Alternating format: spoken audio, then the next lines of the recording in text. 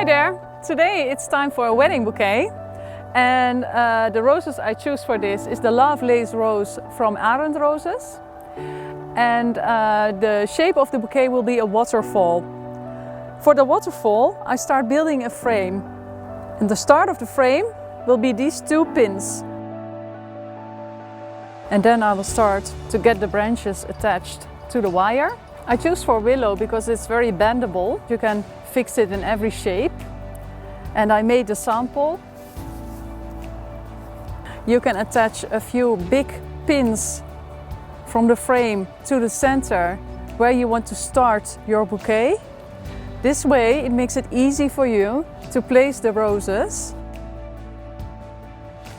For the bridal bouquet I use these beautiful Lovelace roses. They have a wonderful fragrance. The Lovelace is a very popular bridal flower. They are very strong and very long lasting. I put them in different levels just to give it a little bit of wild touch. The more the roses open up, the more beautiful the fragrance will be. For a little touch of extra color I also add some astrantia. They match so nice with the roses. Now just a little piece of asparagus.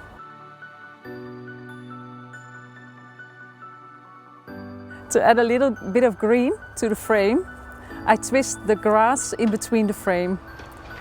It makes the shape of the waterfall a little bit stronger.